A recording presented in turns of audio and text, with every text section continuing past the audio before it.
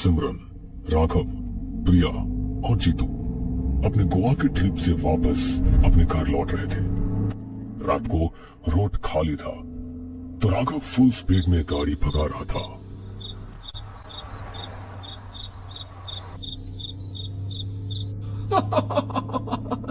हमने बोला था कि हमें घर जल्दी पहुंचना है, लेकिन इतना भी जल्दी नहीं पहुंचना। इतनी तेज गाड़ी चलाएगा तो घर पहुंचने का तो पता नहीं, तू हमें कहीं और ही पहुंचा देगा। अरे ये सामने ये लोगों का झुंड कैसा आ रहा है? राघव ने अचानक गाड़ी रोकी तो देखा कि गांव के आदिवासियों का एक बड़ा सा झुंड कोई अजीब सा लोकगीत गाते हुए हाथों में जलते दिए लिए उनकी गाड़ी की दिशा में ही बढ़ता हुआ आ रहा था।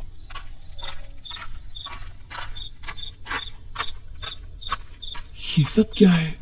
रात के 1:30 बजे ये सब लोग इस तरह कहाँ जा रहे हैं? और इनके कपड़े कुछ अजीब नहीं है।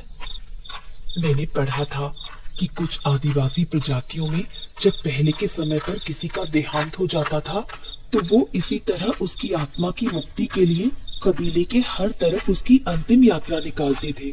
लेकिन ये बात तो बहुत सालों पुरानी है। आज के समय में ना तो यहाँ कोई आदिवासी रहते हैं और ना ही ऐसी कोई रस्म होती है। अरे हमें इनकी रस्मों और रिवाजों से क्या लेना देना? लेकिन ये सामने से हटे तो मैं गाड़ी आगे बढ़ाऊं ना, रास्ता जाम करके रखा इन्होंने।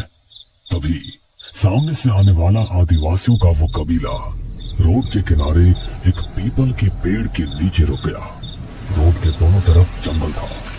उन सब ने अपने हाथों में जो दिए लिए हुए थे वो उन्होंने उस पीपल के पेड़ के नीचे रख दिए। उन आदिवासी जैसे देखने वाले लोगों में से एक बूढ़े ने पलटकर कार में बैठे राघव और उसके दोस्तों की ओर देखा और देखते ही देखते वो आदिवासियों का कबीला उन लोगों की आंखों के सामने से कहीं गायब हो गया। ये क्या हुआ? अभी तक तो हमारी आंखों के सामने आदिवासियों का इतना बड़ा कबीला था और अब एक भी आदिवासी यहाँ नहीं है। अचानक कहाँ गायब हो गए वो लोग? मुझे तो ये सब कुछ और ही चक्कर लगता है। राघव तू गाड़ी भगा, वरना अगर एक बार हम इस चक्कर में फंस गए ना तो बाहर नहीं निकल पाएंगे। तेरा मतलब क्या है? क्या था वो सब? मैंने सुना है देर रात सुनसान रास्तों पर छलावा लोगों को भटकाने का काम करता है। जो एक बार उसके चक्र में फंसा उसका बाहर आना बहुत मुश्किल हो जाता है। प्रिया की बात सुनकर राघव ने गाड़ी स्टार्ट की और गाड़ी फुल स्पीड में भगाने लगा।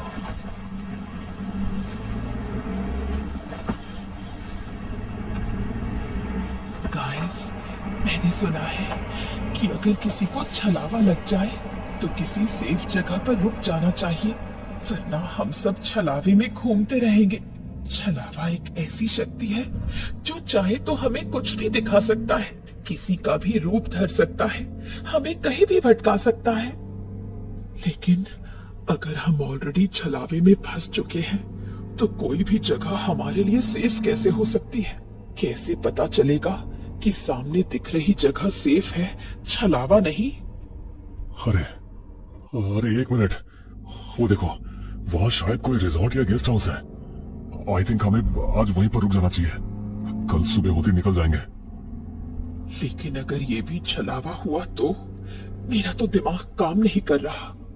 देखो सिमरन, वैसे भी हम एक बार छलावे को देख चुके हैं और इससे पहले हमें दोबारा ऐसा कुछ नजर आए, इससे तो बेटर है ना कि हम यहाँ रुक जाएं। वैसे भी इस सुनसान सड़क पर किसी भूत का सामना करने से अच्छा है हम इंसानों के बीच रहकर उससे बचने की कोशिश करें। राघव ने गेस्ट हाउस के सामने गाड़ी लगाई। सब गाड़ी से बाहर निकले। तभी वहां पर सफाई करती हुई एक बूढ़ी औरत जिसके बाल चेहरा मुरझाया और हाथों में झाड़ू लिए हुई थी, सिमरन की तरफ देखकर मुस्कुराई और उसके चेहरे पर हाथ फेरते हुए वहां से चली गई। बड़ी अजीब बुढ़िया थी। इतनी रात को कौन सफाई करता है?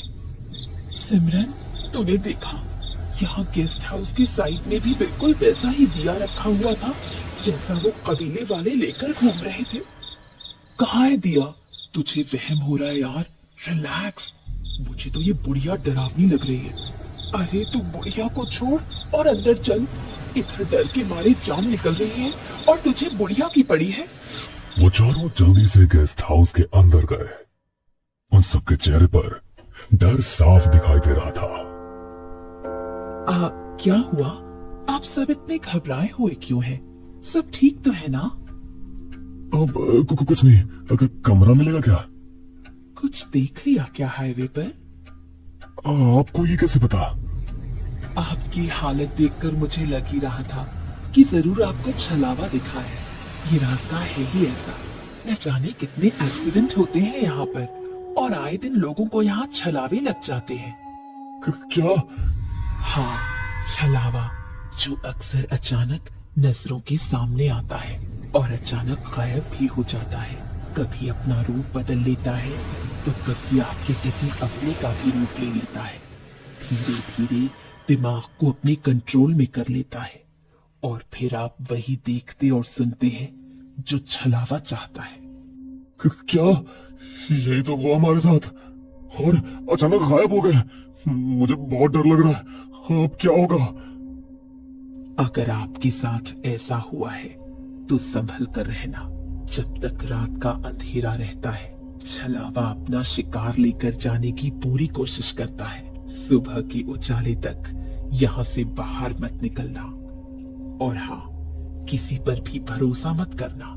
क्या पता किस रूप में वो आकर तुम्हें छल जाए। वैसे आपको कितने रूम चाहिए? हम अलग अलग रूम्स नहीं लेंगे। मुझे बहुत डर लग रहा है। हम सब एक ही रूम ले लेते हैं। और वैसे भी 1:30 तो बज ही चुके हैं। सुबह होने में ज्यादा देर भी नहीं है। सुबह होते ही निकल जाएंगे हम। क्या क्या बोला तुमने? अभी 1:30 बज रहे हैं? लेकिन जब हम रास्ते पर थे और हमें वो छलावा लगा था तब मैंने फोन में टाइम देखा था, तब भी 1:30 बजे हुए थे।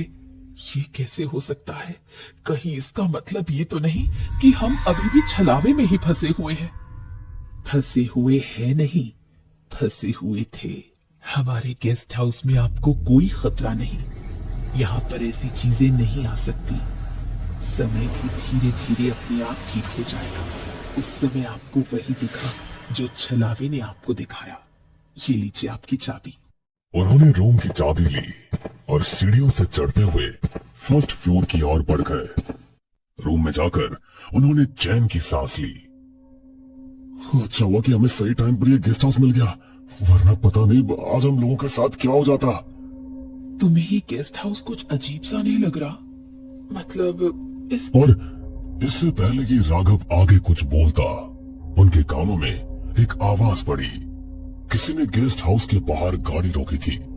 सिमरन ने खिड़की की तरफ जाकर देखा तो गेस्ट हाउस के बाहर पुलिस की जीप खड़ी थी और एक इंस्पेक्टर सिगरेट मुंह में दबाए इधर उधर देख रहा था। अरे यार, गेस्ट हाउस के बाहर तो पुलिस की जीप खड़ी है। चलो नीचे चलते हैं और पुलिस की हेल्प मांगते हैं। उनके साथ साथ यहाँ से निकल जाएंगे। अरे लेकिन इसकी क्या जरूरत है? सब कुछ ठीक तो है यहाँ पर। और फिर याद है ना, हमें किसी पर भी भरोसा नहीं करना। देखो, मेरा मन पता नहीं क्यों यहाँ पर रुकने को नहीं कर रहा। बस मन कर रहा है जल्दी से यहाँ से बाहर निकल जाऊं। पुलिस हमारी हेल्प कर सकती है। तुम बार बार हमें यहाँ से बाहर निकालने के लिए क्यों कह रही हो सिमरन? अरे मुझे तो लगता है कि यही छलावा है, इसलिए हमें यहाँ से बाहर निकालना चाहती है। गाइस, इसे यहाँ से बाहर फेंक देते हैं। सीरियसली?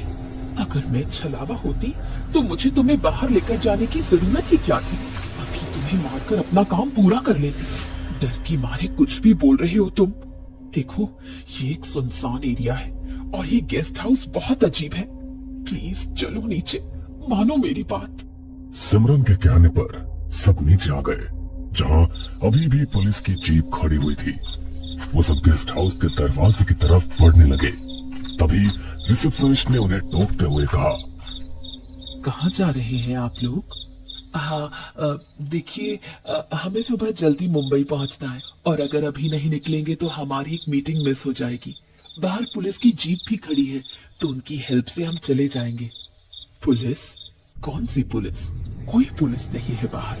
वो छलावा है जो आप लोगों के दिमाग के साथ खेल रहा है। याद रखना, जैसे ही आप लोगों ने इस गेस्ट हाउस के बाहर कदम रखा तो छलावा आपको नहीं छोड़ेगा। जब तक आप लोग यहाँ हो तब तक ही सेफ हो। पहले जो डर सबके मन में था, रिसेप्शनिस्ट की बात सुनकर वो और ज्यादा बढ़ गया कि छलावा अभी भी उनका पीछा कर रहा है। डरते हुए वो चारों रूम में गए। सिमरन के रूम में जाते ही खिड़की से बाहर की तरफ देखा तो पुलिस की जीप वहां नहीं थी।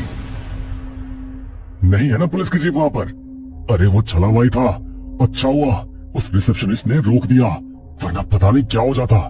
अरे तुम इन चीजों में ज्यादा विश्वास करती हो ना, इसीलिए वो तुम्हारे दिमाग के साथ खेल रहा है। प्लीज अब जब तक सुबह नहीं होती ना में से कोई भी इस रूम से बाहर जाएगा और ना ही कोई खिड़की खोलेगा। राघव की बात सुनकर संजना ने उसकी तरफ देखा।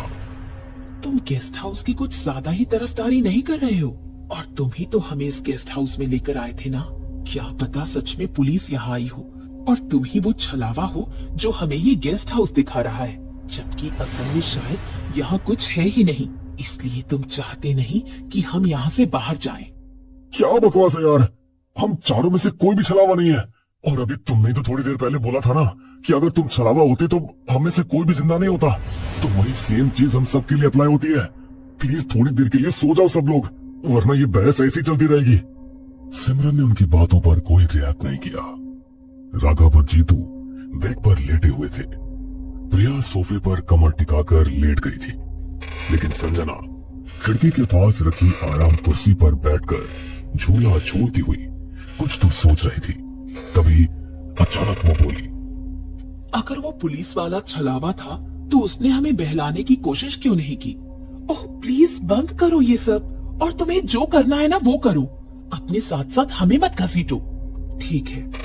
संजना ने भी सामने रखी कुर्सी पर अपने पैर रखे और आंखें बंद करके इसी तरह कुर्सी पर पैर रखकर तभी थोड़ी देर बाद फिर से उसे बाहर से कुछ आवाज सुनाई दी। उसने उठकर देखा तो पुलिस की जीप फिर से बाहर खड़ी थी और इंस्पेक्टर अपनी टॉर्च ऑन करके कुछ तो ढूंढ रहा था। कुछ तो गड़बड़ है। संजना ने अपना फोन निकाला और 4 बजे का अलार्म लगा दिया। वो अपना फोन टेबल पर रखकर वॉशरूम चली गई, लेकिन जब वापस आकर उसने अपना फोन चेक किया तो उसकी आंखें फटी की फटी रह गई। उसने अपने हाथों से फोन छोड़ दिया। वो जल्दी से खिड़की से पीछे हट गई। वो प्रिया के पास आकर सोफे पर बैठ गई। थोड़ी देर बाद हिम्मत करके उसने टेबल के पास जाकर अपना फोन उठाया और जो उसने देखा वो देखकर उसके रोंगटे खड़े हो गए। उसने जल्दी से अपने दोस्तों को उठाया। वो पुलिस वाला फिर से आएगा। तुम सब समझ गए ना तुम्हें क्या करना है? हाँ हाँ। संजना ने जैसा सोचा था, थोड़ी देर बाद फिर से वो पुलिस वाला अपनी जीप लेकर वहां आया। इस बार खिड़की से संजना ने कागज नीचे फेंका।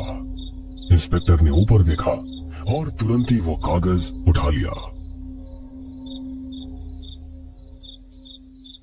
कहां से आया ये? ऊपर तो कोई भी नहीं है।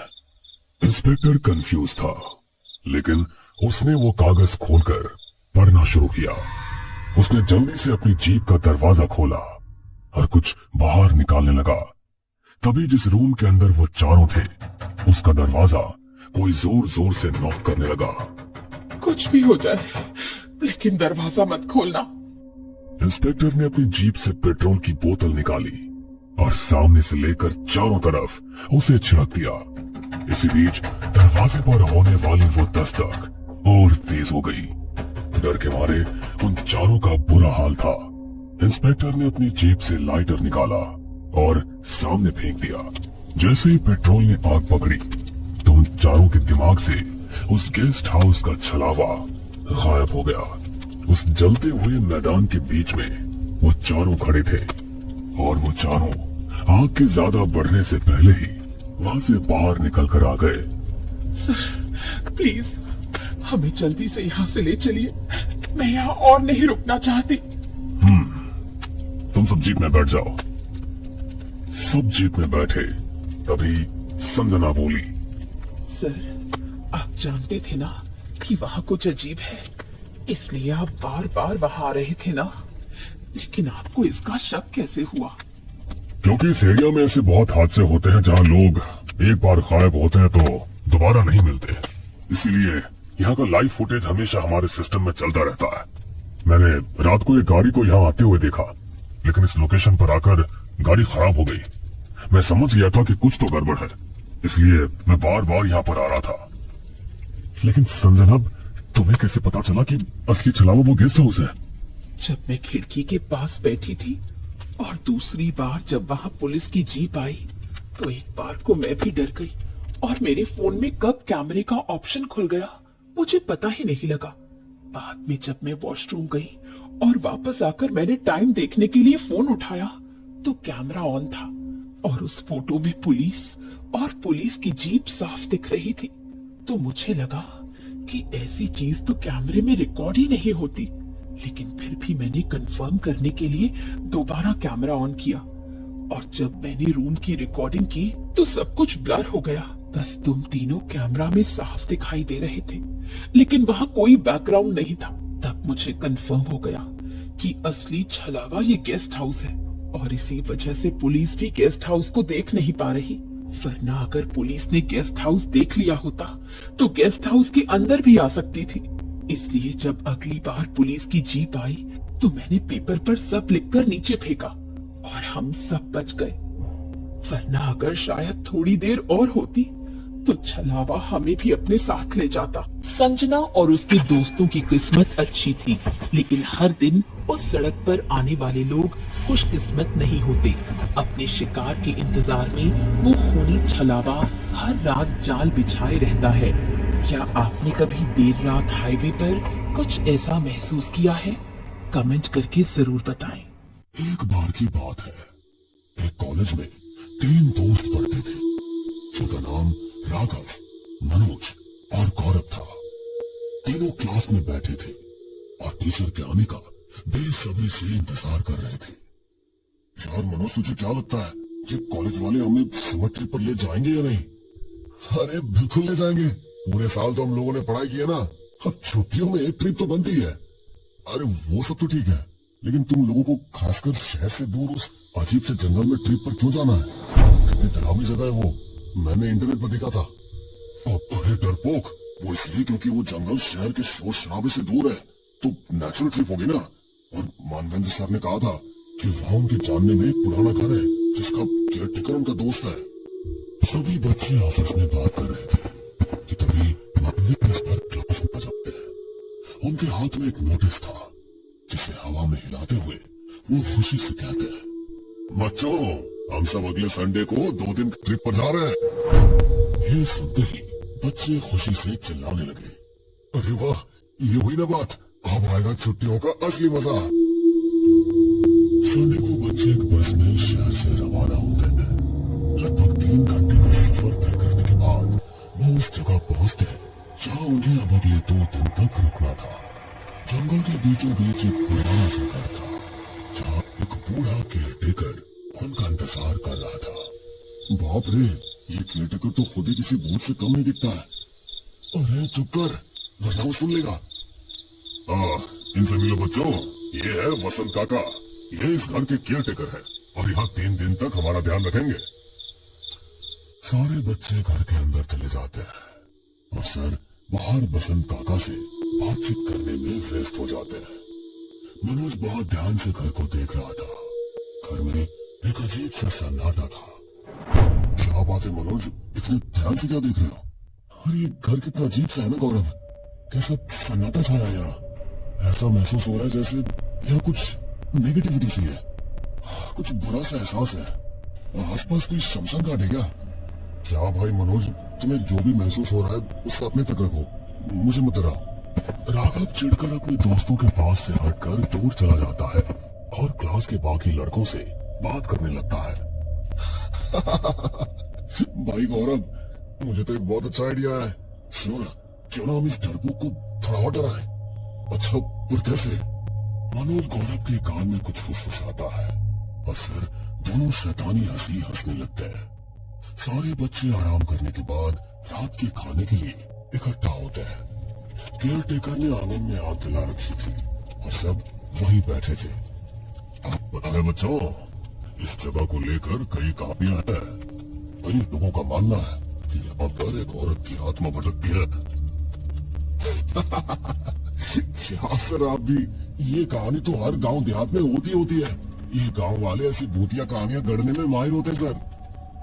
मनोज की बात सुनकर बाकी बच्चे भी हंसने लगते हैं, मगर बसंत काका गंभीर होकर मनोज की तरफ देख कर कहते हैं, हर किस्सा कहानी नहीं होता है बेटा, कभी कभी ये किस्से सच भी हो जाते हैं, और इसीलिए हर कहानी से सावधान रहना चाहिए।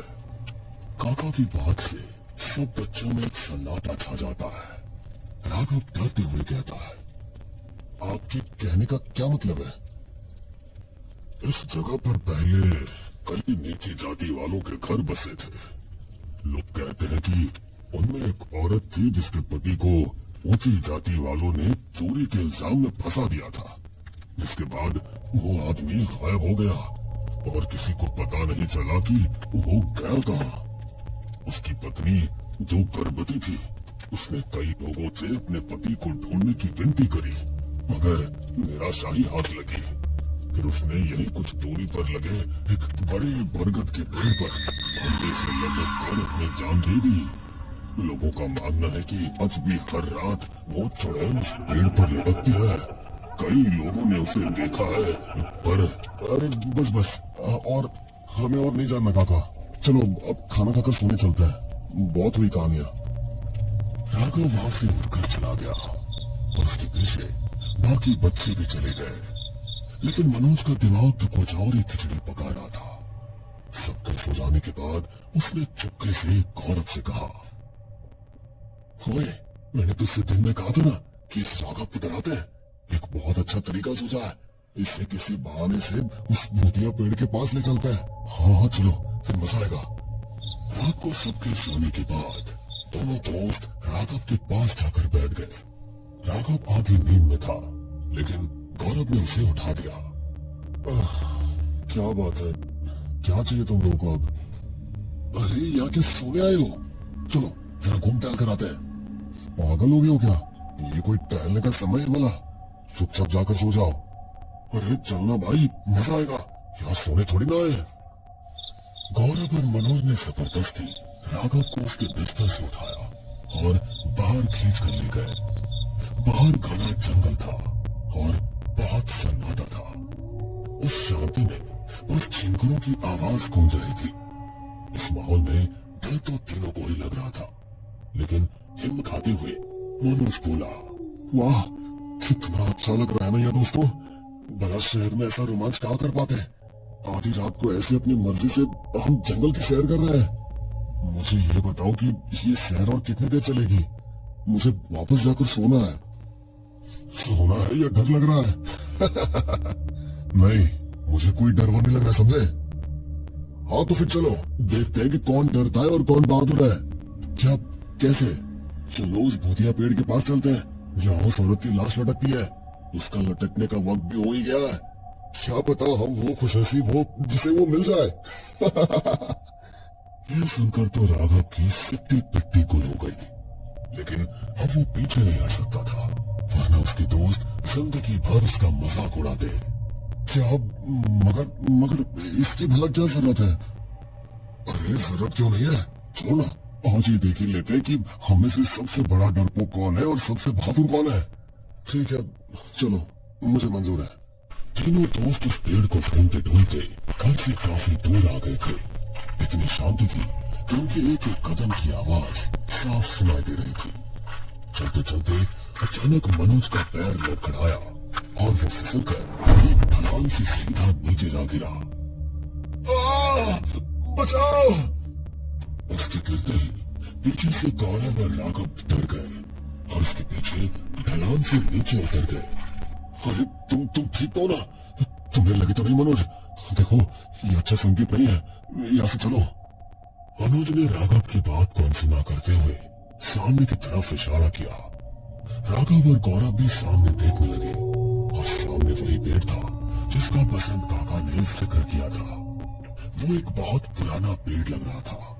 उसकी शाखाएं दूर दूर तक फैली हुई थी और पेड़ पर भी एक भी पत्ता नहीं था। एक रस्सी पेड़ से बंधी हुई थी। वो देखो, हमें वो पेड़ मिल गया। इस पर तो अभी भी रस्सी बंधी है। इसका मतलब कि वो सारी अफवाहें सच्ची है। अब पेड़ देख लिया ना, अब वापस चलो। अरे अभी कैसे, अभी तो असली मजा आना शुरू हुआ है। क्या बकवास कर रहे हो मनोज? अरे अब यहाँ तक आए तो चलो एक खेल खेलते हैं। हम तीनों एक एक करके उस पेड़ के पास जाएंगे और पेड़ को छूकर वापस आएंगे। इसी से हमारी बहादुरी साबित होगी। राघव को अब अपने दोस्तों की हरकतों पर बहुत गुस्सा आ रहा था, लेकिन उसमें अकेले वापस जाने की हिम्मत भी नहीं थी। तो सबसे पहले तुम ही जाओगे मनोज, क्योंकि ये सारा प्लान तुम्हारा था। हाँ तो ठीक है ना, मैं वैसे भी तुम जैसा डरपोक नहीं हूँ। मनोज सबसे आगे बढ़कर पेड़ की तरफ जाने लगता है। जैसे जैसे वो पेड़ के पास जा रहा था, एक अजीब सी गंध उसकी नाक में समा रही थी। ऐसा लग रहा था जैसे ये गंध उसी पेड़ के अंदर से आ रही है। मनोज को डर तो लग रहा था, मगर वो बहादुरी दिखाने के लिए सीटी बजाते हुए जा रहा था। सारे इलाके में सीटी गूंज रही थी। पेड़ के पास पहुंचकर उसने कहा, हेलो प्यारी चुड़ैल, कैसी हो? मुझे उम्मीद है कि तुम यही हो और मेरी बात भी सुन रही हो। कब तक इस पेड़ पर लटकती रहोगी? लटक लटक कर तुम थक गई होगी ना। चलो मेरे साथ, मैं तुम्हें बैठने के लिए कुर्सी दे दूंगा। इतना बोलकर मनोज वापस अपने दोस्तों के पास आकर खड़ा हो गया। गौरव ने हंसते हुए कहा, देखा राघव, कुछ नहीं था यहाँ, तू खामखाई डर रहा था और ये गांव देहात के लोग बस ऐसे कहानियां बनाते रहते हैं। अब देख, मैं भी पेड़ को छूकर आता हूँ। गौरव भी पेड़ के पास गया और पेड़ की टहनियों को घूर घूर कर देखने लगा। कुछ देर चुपचाप खड़े रहने के बाद वो भी वापस आ गया। चल राघव, अब तेरी बारी, जल्दी जा। राघव डरते डरते पेड़ के पास जाता है और लगभग भागते हुए वापस आ जाता है। क्या हुआ, चुड़ैल पीछे पड़ी है क्या? चलो, इसने भी कर दिखाया। आज तो बड़ा मजा आ गया। अब चलो वापस चलते हैं। गौरव के बोलने के बाद उन्हीं में से कोई भारी आवाज में बोलता है, हाँ, चलो वापस, बहुत दिनों से वही थी। घना अंधेरा था। ये समझ में नहीं आया कि ये आवाज किसकी थी। गौरव को लगा कि मनोज फिर से मजाक कर रहा है। तीनों वापस घर जाकर सो जाते हैं। अगली सुबह उनके वापस जाने का दिन था, लेकिन राघव किसी से बात नहीं कर रहा था। अरे राघव, क्या हुआ? हाँ, तुम सबसे अलग ऐसे गुमसुम क्यों खड़े हो? मगर राघव किसी की बात का जवाब नहीं दे रहा था और उसी दिशा की ओर देखे जा रहा था जिस दिशा में बरगद का पेड़ था। उसे ऐसे देखकर गौरव और मनोज डर जाते हैं। अरे राघव, हमारी तरफ देख, बताना क्या हुआ? हाँ राघव, इधर देखो ना, सब ठीक तो है? कहीं कहीं वो चुड़ैल तो तुम्हारे अंदर? अरे ऐसा कुछ नहीं हुआ है, चुड़ैल उसके अंदर नहीं आई है। मगर ये तुम्हें कैसे पता मनोज? मनोज और गौरव एक दूसरे से बहस करने लगते हैं कि तभी राघव जोर जोर से हंसने लगता है। उसे हंसता हुआ देखकर दोनों दोस्त चुप हो जाते हैं। अरे दोस्तों, मैं तो तुम दोनों को बेवकूफ बना रहा था। कल से तुम लोगों ने मुझे बहुत सताया ना। मैं तो उस पेड़ के पास जब गया था तो मैंने आंख ही बंद कर ली थी और झट से लौट आया और मैंने ऐसा दिखाया जैसे मेरे अंदर चुड़ैल आ गई हो। ओह, तभी तूने वो डरावनी आवाज निकाली थी उस औरत की कि हाँ चलो, बड़े समय से यही हूँ। बड़ा आया क्या? मगर वो तो मैंने नहीं, मुझे लगा तुम में से किसने निकाली है। तभी अचानक से वहां पर बसंत काका आ जाते हैं और उन तीनों को घूरते हुए कहते हैं, तुम लोग रात में कमरे में नहीं थे? ये इलाका सैर सपाटे के लिए नहीं है। यहाँ रात में वो चुड़ैल भटकती है और उसे एक शरीर की तलाश है।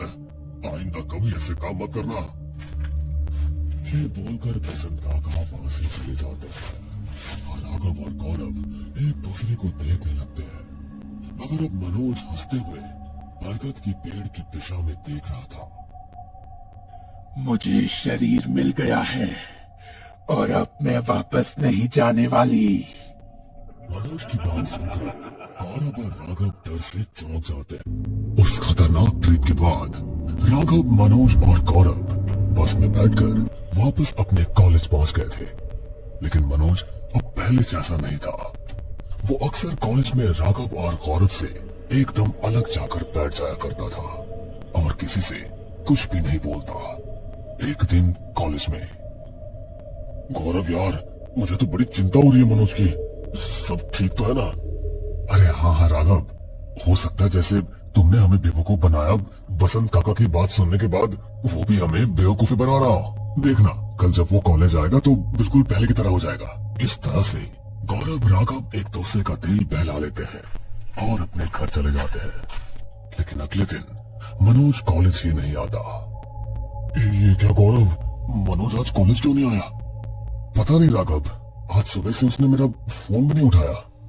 शायद बीमार हो गया हो, हमें कल तक का इंतजार करना चाहिए। लेकिन एक की जगह 5 और दिन बीत जाते हैं और मनोज कॉलेज नहीं आता।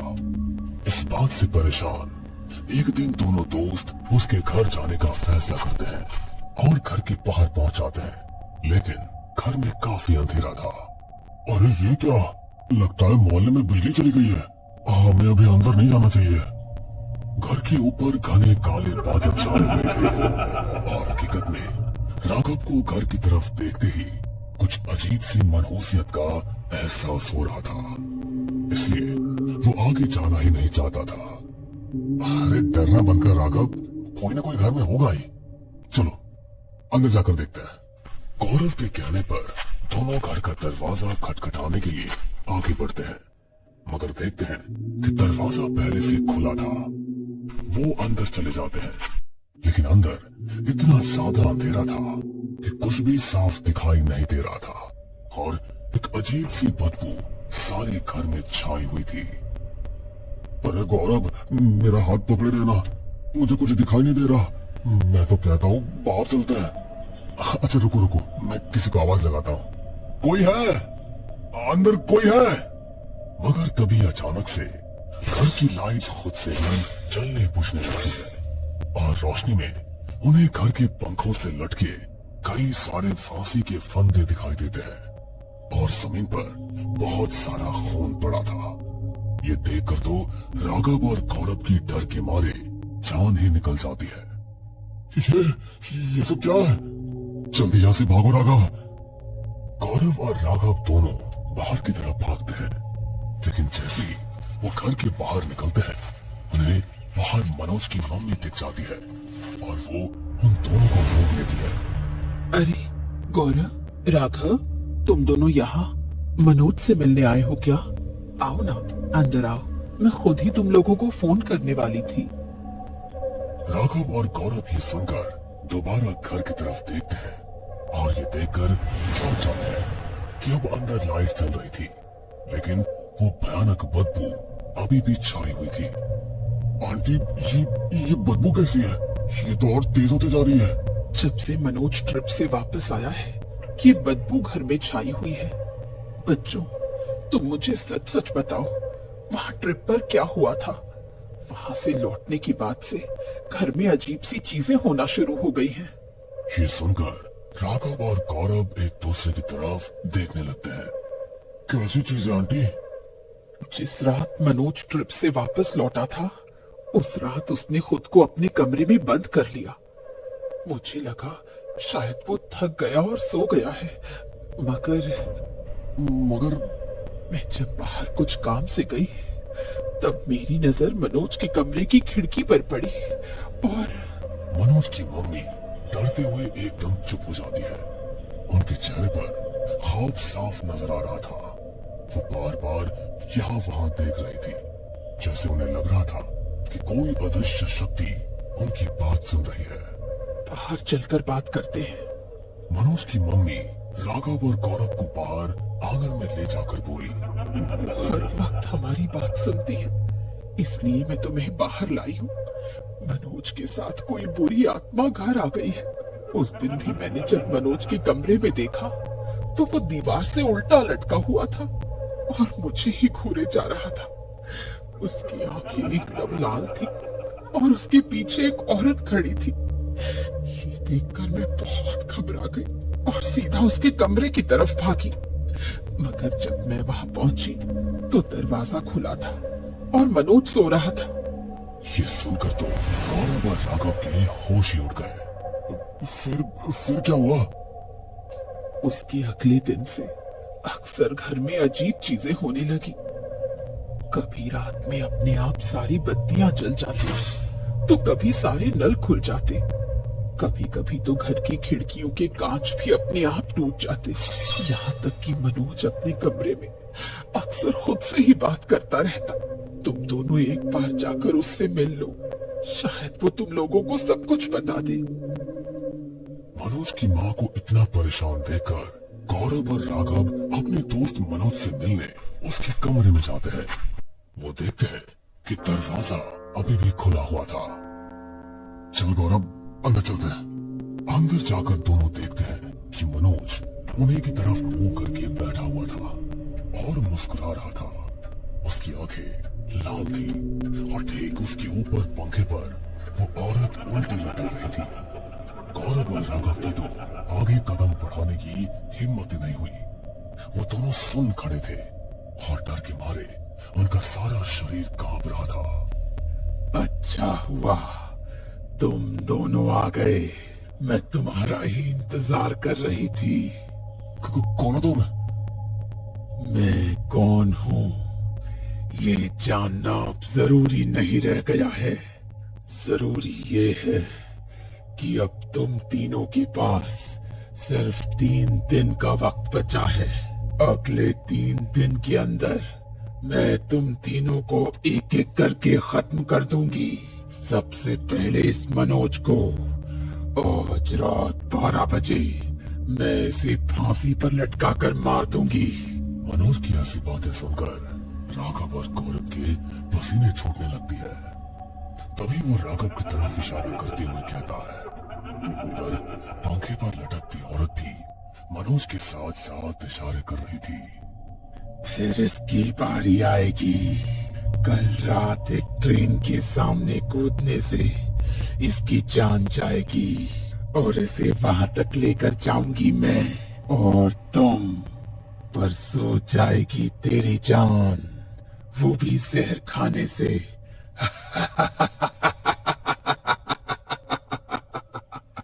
इतना कहकर मनोज चुपचाप दूसरी तरफ लेटकर सो जाता है।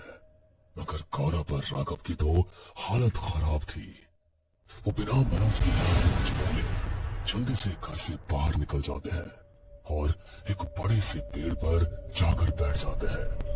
अब क्या करे गौरव? कहीं उस चुड़ैल की बात सच तो नहीं? हम ऐसा नहीं होने दे सकते राघव। हमें आज रात से पहले ही कुछ करना होगा। अब तो सिर्फ एक ही तरीका बचा है गौरव। चलो हम उसी जंगल में चलते हैं, बसंत काका के घर। हम वही हमारी कुछ मदद कर सकते हैं। तुम सही कह रहे हो राघव, चलो जल्दी चलते हैं। राघव और गौरव दोनों अपनी बाइक लेकर जल्दी से उस जंगल में पहुंच जाते हैं जहां तीनों दोस्त ट्रिप पर गए थे। लगभग 2 घंटे के सफर के बाद दोनों बसंत काका के घर पहुंच जाते हैं। बसंत काका अपने कुर्सी पर बैठे बाहर आंगन की तरफ देख रहे थे। गौरव और राघव के घर में कदम रखते ही काका बिना मुड़े ही बोल पड़े। आ गए तुम लोग, बताओ कैसा है तुम्हारा दोस्त? आपको सब पता है काका? हाँ, तुम्हारी बस जब यहाँ से निकली थी तभी मैंने देखा था कि काले बादल तुम्हारे पीछे पीछे गए हैं। तभी मैं समझ गया था कि वो चुड़ैल तुम्हारे साथ चली गई है। गौरव और राघव को अब अपनी गलती का एहसास और भी गहराई से हो रहा था। उन्होंने घबराते हुए काका से कहा, काका हमें माफ कर दीजिए, हमसे बहुत बड़ी गलती हो गई। उस चुड़ैल ने हमारे दोस्त मनोज के शरीर पर कब्जा कर लिया है। हाँ, और इतना ही नहीं, उस चुड़ैल ने हमें धमकी दी है कि आज रात वो मनोज को मार देगी और फिर कल और परसों मुझे और गौरव को। ये तो होना ही था। वो चुड़ैल शरीर चाहती थी और उसे शरीर मिल गया। अब उसे रोकना बहुत मुश्किल है। ऐसा मत कहिए काका, कुछ तो उपाय होगा ना? बसंत काका कुर्सी से उठकर यहाँ वहां टहलने लगे और कुछ सोच विचार करके बोले, हम एक बार गांव जाकर देख सकते हैं। वहां पर एक तांत्रिक रहता है। वो इस जंगल और गांव के बारे में बरसों से जानता है। उसे उस औरत की कहानी के बारे में भी पता है। अब वही हमारी कुछ मदद कर सकता है। बसंत काका की बात से गौरव और राघव को कुछ उम्मीद मिली। वो सब जल्दी से तांत्रिक के पास पहुंचते हैं और उसे सारी बात बता देते हैं। तांत्रिक दोनों लड़कों को घूरते हुए कहता है, बड़े समय बाद उस चुड़ैल को आजादी मिली है। उसे रोकने के लिए हमें उसे वापस उस पेड़ के पास बुलाना पड़ेगा, और जब वो वापस लौटेगी तो मैं उस पेड़ को जलाकर राख कर दूंगा। लेकिन अब और देर मत करो, फौरन चलो मेरे साथ। तांत्रिक अपनी झोपड़ी से कुछ सामान ले आता है और सबको लेकर उसी पेड़ के पास पहुंच जाता है। अब तो काफी अंधेरा भी हो चुका था। हर तरफ एक अजीब सा सन्नाटा छाया हुआ था। सिर्फ उन लोगों के कदमों की ही आवाज सुनाई पड़ रही थी। बाबा, आप जल्दी से उस चुड़ैल को यहाँ बुलाइए, 12 बजने वाले हैं। इतना बोलकर राघव ने गहरी सांस ली।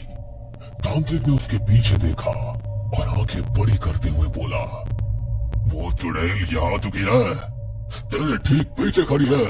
पलटना मत, आगे बढ़ और काम शुरू कर। राघव डरता हुआ आगे बढ़ा और पेट्रोल को पेड़ के ऊपर छिड़कने लगा। तांत्रिक ने एक रस्सी को पेड़ की टाली पर लटकाकर फांसी का फंदा बना दिया। तांत्रिक वहीं जमीन पर बैठकर जोर जोर से कुछ मंत्र बोलने लगा। सभी पेड़ों के पत्ते हवा से तेजी से हिलने लगे और जंगली जानवर रोने लगे। तांत्रिक ने हार नहीं मानी और मंत्र पढ़ता ही गया। मैं तुझे आदेश देता हूँ, वापस जा। अचानक से चुड़ैल गौरव के पीछे से उड़कर आती है और फांसी के फंदे पर लटक जाती है। मुझे छोड़ो, जाने दो मुझे। इतने सालों बाद आजादी मिली है मुझे, छोड़ो मुझे। इतना कहकर तांत्रिक पेड़ को आग लगा देता है और चुड़ैल तड़पने लगती है। सारा इलाका आग की लपटों की चमक से रोशन हो जाता है। जैसे जैसे पेड़ चलता है, सवेरा होने लगता है। उस चुड़ैल के विनाश के साथ एक शांत सुबह वापस लौट आती है। वापस जाकर अपने दोस्त से मिलो, अब वो ठीक हो गया होगा। राघव और गौरव जल्दी से वापस शहर आ जाते हैं और सीधा मनोज के घर चले जाते हैं। वो देखते हैं कि मनोज की माँ मनोज को गले लगाकर रो रही थी। मनोज, तू ठीक तो है ना? हाँ हाँ दोस्तों, मैं ठीक हूँ। पता नहीं मुझे क्या हो गया था। माँ ने बताया कि मैं अभी फांसी लगाकर खुद को मारने जा रहा था, मगर फिर न जाने क्या हुआ और मैंने ऐसा नहीं किया। राघव और गौरव भागकर मनोज को गले लगा लेते हैं और सब पहले जैसा हो जाता है। रात के लगभग 1:30 बजे का वक्त था। सिमरन, राघव, प्रिया और जीतू अपने गोवा के ट्रिप से वापस अपने घर लौट रहे थे। रात को रोड खाली था तो राघव फुल स्पीड में गाड़ी भगा रहा था।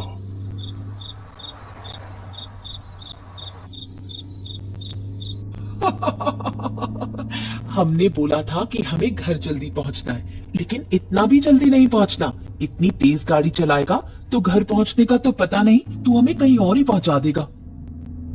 अरे, ये सामने ये लोगों का झुंड कैसा आ रहा है? राघव ने अचानक गाड़ी रोकी तो देखा कि गांव के आदिवासियों का एक बड़ा सा झुंड कोई अजीब सा लोकगीत गाते हुए हाथों में जलते दिए लिए उनकी गाड़ी की दिशा में ही बढ़ता हुआ आ रहा था।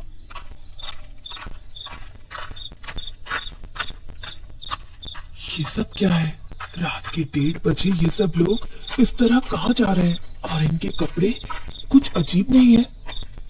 मैंने पढ़ा था कि कुछ आदिवासी प्रजातियों में जब पहले के समय पर किसी का देहांत हो जाता था तो वो इसी तरह उसकी आत्मा की मुक्ति के लिए कबीले के हर तरफ उसकी अंतिम यात्रा निकालते थे।